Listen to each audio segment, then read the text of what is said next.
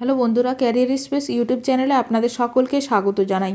আশা করি আপনারা সবাই ভালো আছেন।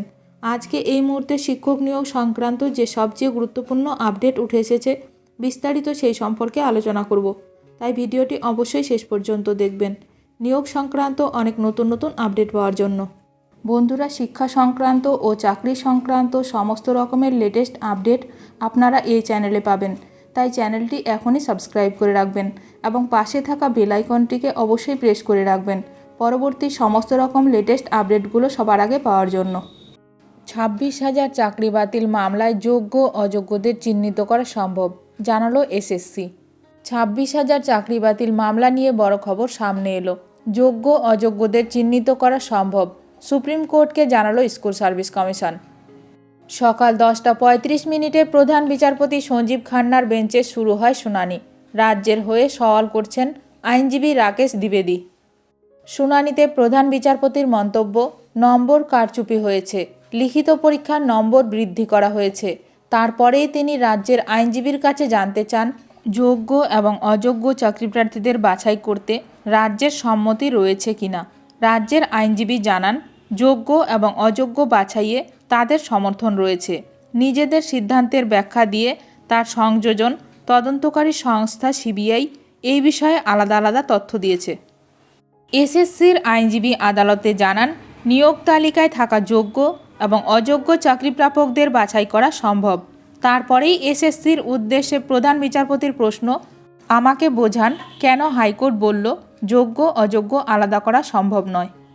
সিবিআইয়ের রিপোর্টে 5,000-এরও বেশি নিয়োগে যে দুর্নীতি রয়েছে তা স্বীকার করে নিয়েছে রাজ্য। রাজ্যের তরফে আইনজীবী রাকেশ দ্বিবেদী শুনানিতে এও জানিয়েছেন, যে বেনিয়মগুলো হয়েছে তাতে রাজ্যের ক্যাবিনেট সেগুলিতে ইচ্ছা করে প্রোটেক্ট করার চেষ্টা করেছে। প্রধান বিচারপতি তখন প্রশ্ন করেন, পৃথকীকরণ কি করা সম্ভব, অর্থাৎ যোগ্য অযোগ্যদের কি আলাদা করা সম্ভব। রাজ্যের আইনজীবী জানান, রাজ্য সরকার সেটাই করতে চেয়েছে, কারণ সিবিআই একাধিক তথ্য জমা করেছে।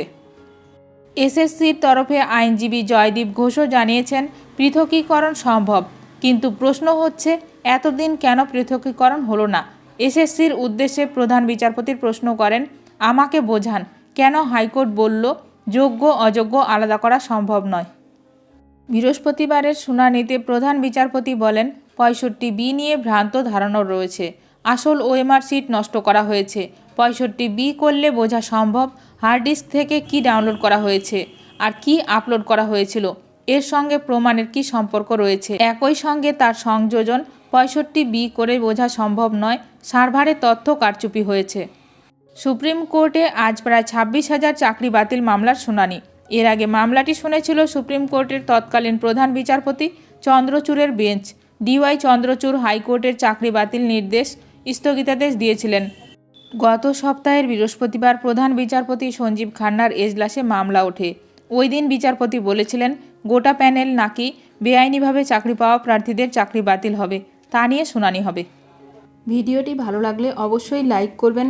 আজকের ভিডিওটি এখানেই শেষ করলাম। নতুন কোনো আপডেট নিয়ে দেখা হবে নেক্সট ভিডিওতে।